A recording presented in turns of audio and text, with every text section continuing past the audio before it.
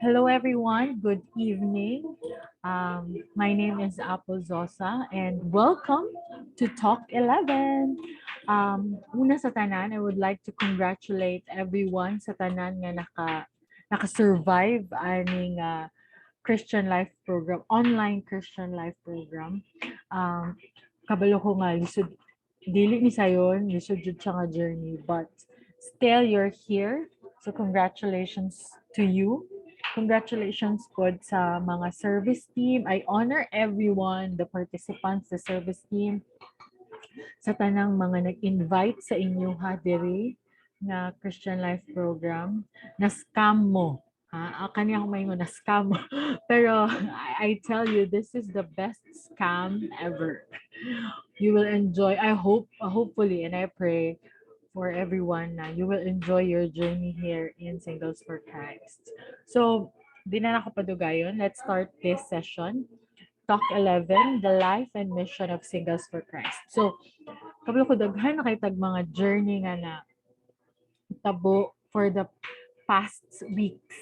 No, kay daghan kay mga nahitabo sa atong life, daghan kay tag mga siguro daghan pud mo mga discover sa yourself, discover about your faith, about your relationship with other people and with God. So I hope that those lessons and discoveries na inyong nakuha aning Christian Life Program will um, exude and reflect on your day-to-day lives.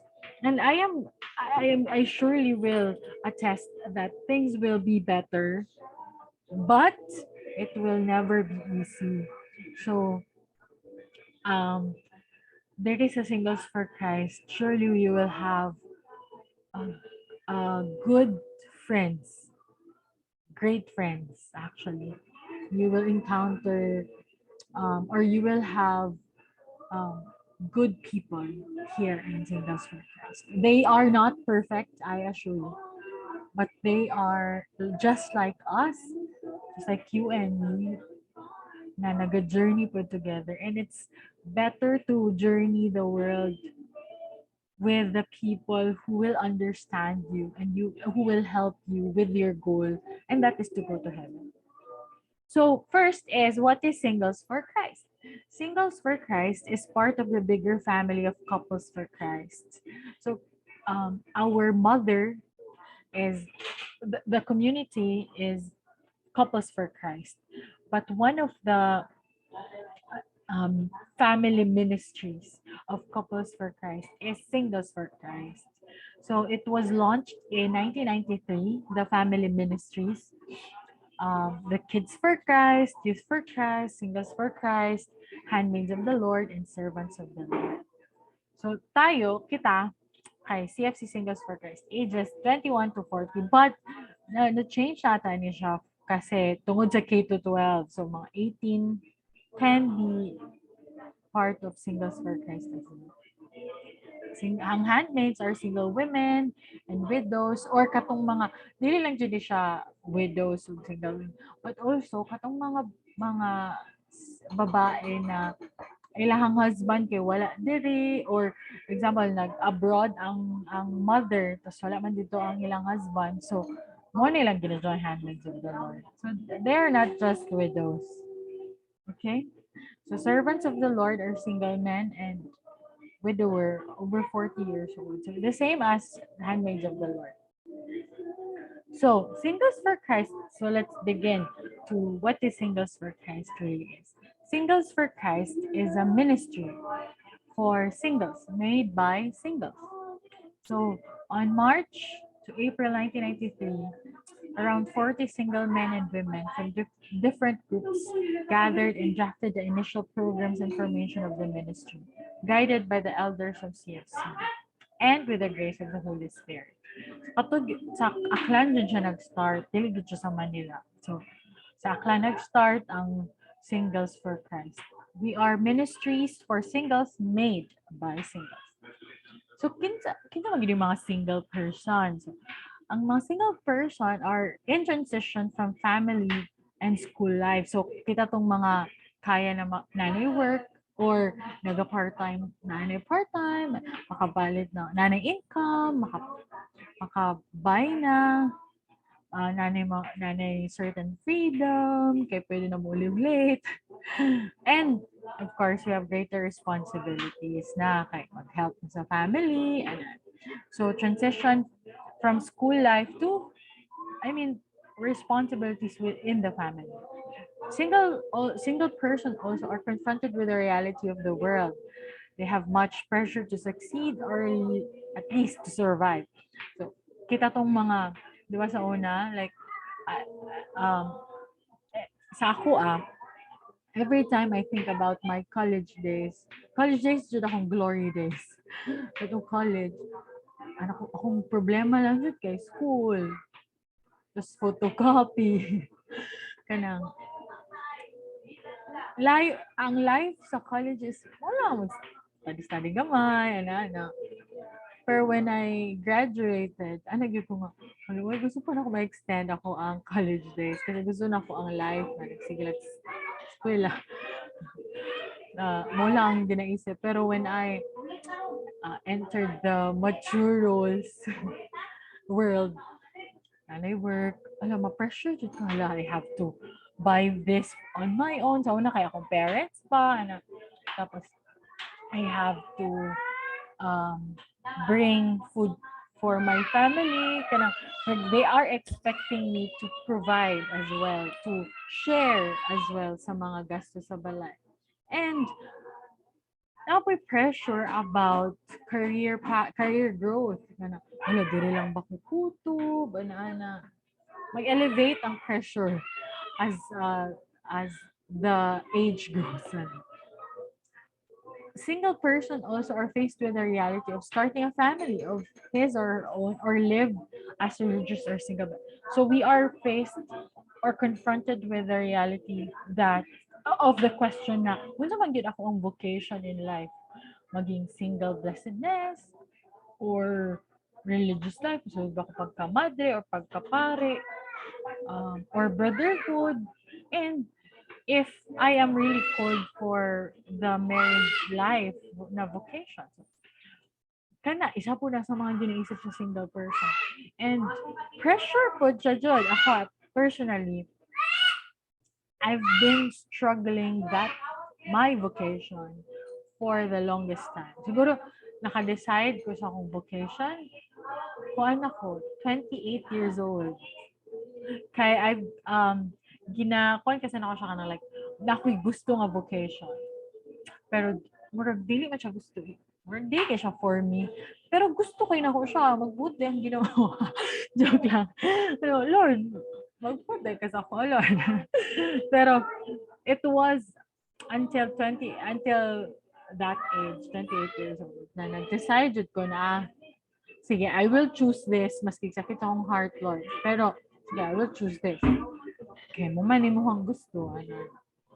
Pero it was really a hard journey. Kay, I don't know if you are, but personally, I am a stubborn person. Kanang kung na ako'y gusto dyan na ako. Gusto dyan ako na hindi. So, sorry sa background. Okay.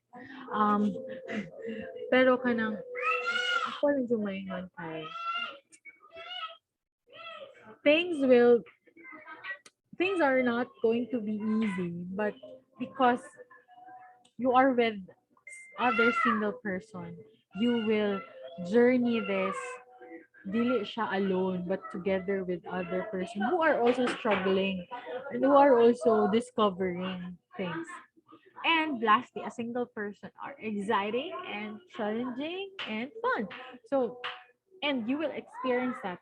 Usay kasi, anak may mga friends na, di ko pa lang singles for Christ. Kay, boring man ako. Kay, sige man talk about God. But I tell you, the more you talk about your relationship with God, with other person or with other people, the more your life becomes more exciting and fun. Although it's challenging, but it is exciting and fun. There is joy in sharing Christ to other people. And I want you to be excited as well. Sana mahumaning pandemic, we will be together um, face to face. Kabalo ko nga, pwede ra gud mag face to face sa gagmay lang, di ba?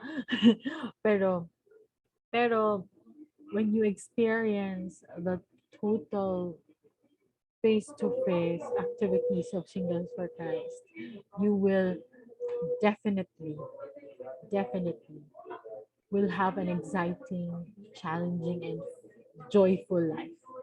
I can assure you that.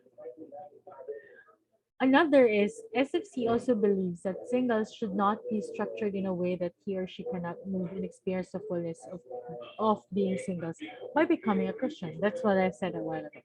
God's presence in a single's life is expressed in speech, action, and purpose. Much rules and regulations are not necessary. But there are limitations that would allow us, boundaries also, that would allow us and help us experience more the freedom and the joy of being Christian. Rules are not necessary, but they are helpful in our life as singles. It's not really like rules na bawal ani, but there are certain things that would bound us and allow us na so I can experience more, so there is this rule or there is this kind of boundary.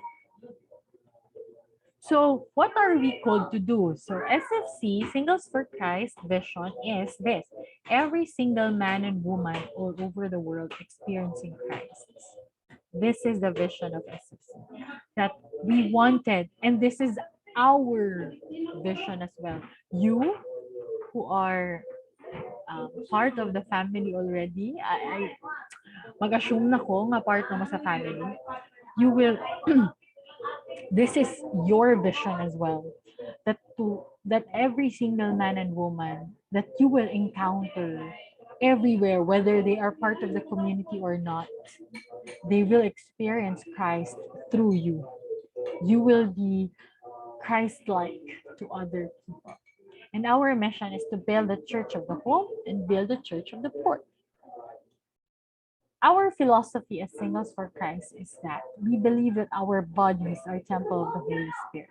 We believe that God gave us gifts and talents with which we can serve and glorify Him, and which allow us to live fruitful lives. We believe in the indissolubility of Christian marriage and the importance of family life. These things, or these philosophies, will help us become more um, rooted. Will help us become more rooted on our Catholic faith. What the faith is teaching us, what the Catholic Church is teaching us, this is our philosophy. To live a life to the full. Living a life to the full. And that is to recognize the teachings, the catechism of the Catholic Church, the teachings of the church, the the stand of the church as a whole. So I encourage everyone to read your catechism of the Catholic Church, CCC. It's a very good guide book that would help us grow more in our faith and in our relationship with God. We always say na boring man a book, but it is not. It is actually one of the greatest book aside from the Bible, of course. Um, that would help us in our way of relating to others and our way of relating and discovering ourselves. So please read that book. Read that. Ako dili ko maingon na kana kabalo jud ko ato tanan. Okay. Murag dili na ko to kaya ma-memorize. But I read it from time to time. Pag nakoy mga example, nakoy mga doubts or kana di ba siya doubts or questions about the faith. So I refer it to the CCC. Ingani din gining. Kasi we thought the Catholic Church is kanang kung ba kanang firm ba ay kanang kanilang jud but but we are not. The Catholic Church is a vibrant church. If you could only study more about it. It is a vibrant church. So, what is our support system in Singles for Christ? So we have what we call the covenant of the Singles for Christ. I don't know if you have one already. So, I think ihatagan man mo na sa inyo ang VGL. So, our support system, our commitment in eh, uh, our support or our commitment is a committed relationship. So in Singles for Christ, this is our commitment. First is we shall live as a follower of Christ. So that is our commitment. Our covenant. Covenant is like a promise, just like covenant of God to Abraham, to Moses. So this is our covenant as well as Singles for Christ. That we shall live as a follower of Christ. That in everything that we do, we will follow Christ. We will listen to Him. Maski lisod jud kaayo. Maski na ay times na, Lord, can I not follow you this time? But we have to. Like, we deliberately, consciously, sensitively follow Christ. Second, I will work towards the evangelization and transformation of my family, my workplace, and my community. So this means that dili man ta like kuan jud magwali-wali no sa dalan. Di man tayo na. But in our way of living, in our way of witnessing. When I say in our way of witnessing, it means the way we live our lives that reflects Christ in us. Sana in our family, dili ta tong gusto kay mamalikas, gusto kay masuko sa family, kay kita ang source of division, but sana kita tong source of unity in the family, in the workplace. Sana dili ta katong manglimbong, magsipang-lipang, anan. And in our community as well. So, kabalo ko nga, dili man ta like the perfect person. Pero I hope that we will strive to become a better person and be a better witness to others. Pero nani siya ka ng thin line ba of being a good witness versus being hypocrite. Being hypocrite means ka na pag nasa gawas ka, holy kayo. Pero pag nasa sulod kayo, ingani din ang ginaisip. I hope that we will also recognize our sinfulness and our incapabilities of things that we are not perfect. That sometimes we get angry. That sometimes we natin mga maisip nga masama about others. But by recognizing that it is bad, we offer it to God. When we recognize that our thoughts, our words, and our actions are bad, we offer it to God. Lord, I offer my thoughts to you. Ako naman ako, dili mo sa akong isip ka inyo. So I hope that the thin line of being a good witness and versus being a hypocrite is not a problem for us. Kanang be sensitive. Just be sensitive. Another is I will be a committed and active member of the CFC Singles for Christ community. So I hope that every one of you will be a committed and active member. When I say committed, so hopefully you will attend your households, teachings, assemblies, conferences, and other gatherings. No? Fellowship, one of your favorite types of fellowship, and all.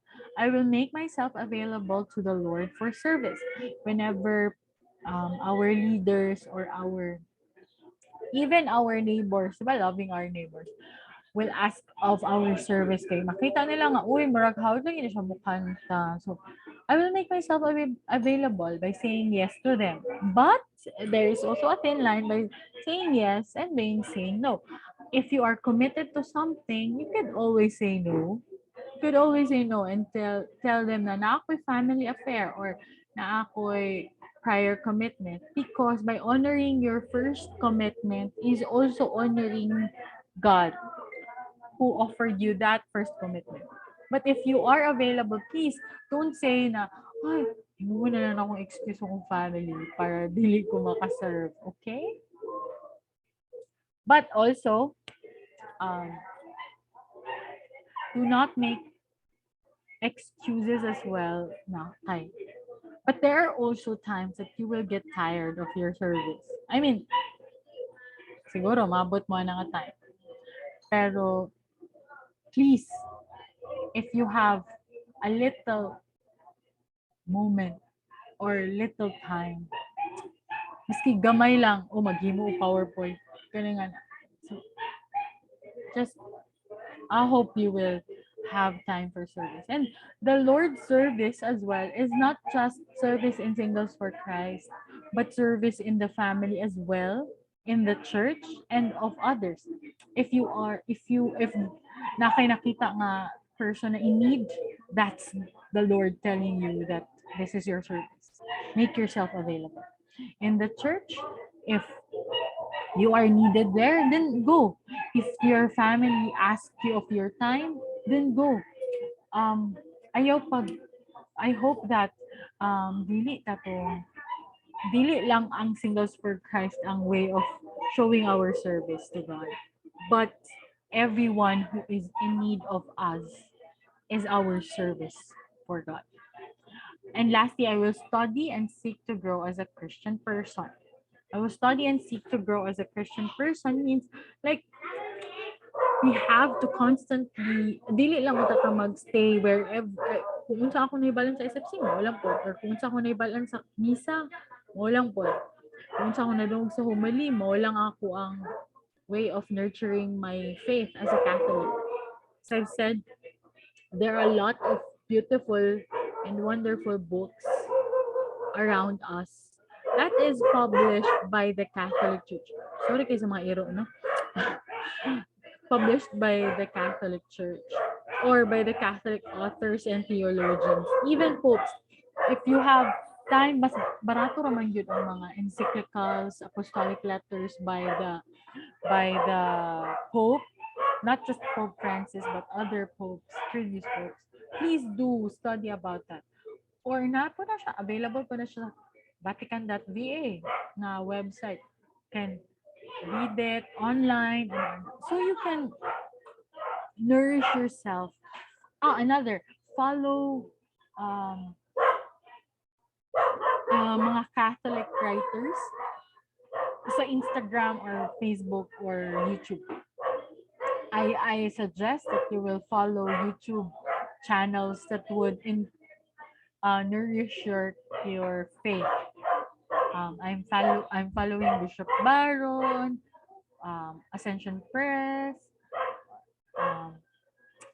Breaking the Habit, kana siya, lingaw kana siya. And he explains everything nicely. Matthew Kelly is an author, a Catholic author. He is a good writer. Tapos binafollow ko na ako sa Instagram. So I recommend, I suggest that you change the persons you're following. Basta follow mo mga funny lang draw. If you can follow that, then please follow more Catholic websites or Catholic persons or mga famous people or Catholic mga groups, so you could be nourished as well in your Catholic. And read books, read CCC. If you like, you read the canon law, code of canon law. It is really a good, I mean, like, dili ko mo ingon na kanang for all siya. Pero it's nice to know the law na gina-follow sa magisterium or sa church. Like, ang favorite yun ako ito, dili na ako kanang always na ako siya ginaput sa kong mind is the last code of canon law, 1752. Canon law 1752. That the salvation of soul is the supreme law. And every time I've encountered people or even in every conversation or in every thing, example, if I could, if people would ask me, tabangan ba nila ako siya, kaya manage ko nga, ay, pero baka nga ang canon law ang last canon law is the supreme law is the salvation of soul. If you want to save, if that could save the soul of that person, then that is the supreme law of the church. So, things would change. Pasensya to kayo sa mga iro dere sa side. So, ayan, giisa-isa na nako. In conclusion, so we are living in exciting times with new freedoms and even corruption around us. We also see God's loving and protecting hand trying to restore our lives, families, and workplace. We need to look at our situation with the eyes of faith. We are called to be part of God's work and mission. That is actually in last book of Matthew, the last sentence, that we are called to baptize men and women in the name of the Father and of the Son and the Holy Spirit. We are called, that is the mission of Christ when he, has ascended to heaven. That called, we are called to do his work and mission here on earth. Dili man parehas sa ng mga pari no kay dili. We are lay people. We are lay. But it doesn't mean that we cannot do anything. The best way of evangelizing others is to live a life that is full of Christ. Full meaning Full, not, well, can be FOOL, but full of Christ. When I say full of Christ, that means we have to be abound with or filled with the love of Christ. And to fill our hearts with the love of Christ is through prayer. That's prayer and sacraments. That's it. So I hope that every one of you will start your journey, prayer journey. I think nag-start naman siguro siya, no? Pero if wala pa, then start your prayer journey today to ask God every day of your life. Ako, ang practice yun ako sa literal yun ako, no? Sa una nga, I have to listen to Christ. Even, katong nag-start ko, SFC, even the things that I would wear. Lord, ito gwapo suton. As in, like, that's my practice. Ako alang to. Yung siyang gwapo siya. Kasi sakyan ako nga jeep, Lord. Dapat example, pabahada, pero kana, dako o gamay. Ay, kana, walang sulod. Tanay, Lord, na, ay, sometimes, kita kasi kay, basig structured po ta kayo ba that prayer only happens when ikaw lang isa and all. But prayer happens when you think of God, when you ask God of everything. So, I hope no na kitang tanan kay i-consider jud ang opinion sa Ginoo every time we are confronted with different path or in a crossroads. Also, do not forget, prayer, there are a lot of things, there are a lot of types of prayer, pero kanang in silence, in while working. So, mo ako unsay mas best sa inyo, pero ang best jud is to always pray, to always communicate with God. Prayer is communication. So, and communication is not just asking, but listening. So I am inviting you, we are inviting you to be part of God's work by being part of us in Singles for Christ. So, again, think and pray about your covenants. Understand it, accept it. It will really help. Dili man siya one time, big time. Siguro isa-isa, like karon, kani, but accept that it is really helpful and necessary for Christian living. And try to live it out. Try to live it out. Again, karon pa lang kay welcome na tamo sa Singles for Christ. Welcome po na ako sa joke lang. um, I welcome everyone to Singles for Christ. Hopefully you will um, enjoy your stay and please stay longer. I mean, please, please do. This is for you. Singles for Christ is not for us. I mean, not for our leaders, but for us. But for us singles.